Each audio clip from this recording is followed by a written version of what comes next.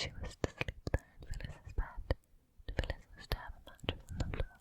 The most amusing adventure for Phyllis. Directly Mother came in, the two white figures started up and two eager voices called.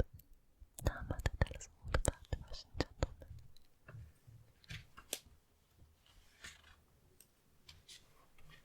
A white-shaped object in the room. It was Peter dragging his quilt behind him like the tail of a white peacock.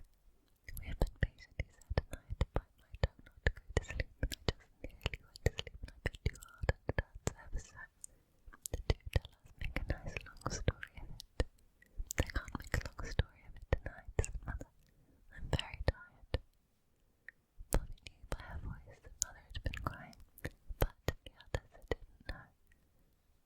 Well, make it as long as you can, said Phil, and Bobby got her arms around Mother's waist and snuggled close to her. Well, it's a story long enough to make a whole book of. He's a writer. He's written beautiful books. In Russia at the time of the Tsar, one dare not say anything about the rich people doing wrong or about the things that ought to be done to make poor people better and happier. If one did, one was sent to prison. But they can't, said Peter. People only go to prison when they've done wrong. Or when the judges think they've done wrong, said Mother. Yes, that's so in England. But in Russia it was different. Then he wrote a beautiful book about poor people and how to help them. I've read it. There's nothing in it but goodness and kindness, and they sent him to prison for it.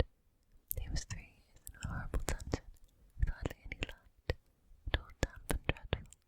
In prison all alone for 3 years. Mother's voice trembled a little and stopped suddenly. But Mother, said Peter, that can't be true now. It sounds like something out of a history book, the Inquisition or something. It was true, said Mother. That's all horribly true. But then they took him out and sent him to Siberia. Convict chained to other convicts, wicked men who'd done all sorts of crimes. A long chain of them, and they walked and walked and walked for days and weeks, till they thought they'd never stop walking. And overseers went behind them with whips. Yes, whips to beat them if they got tired.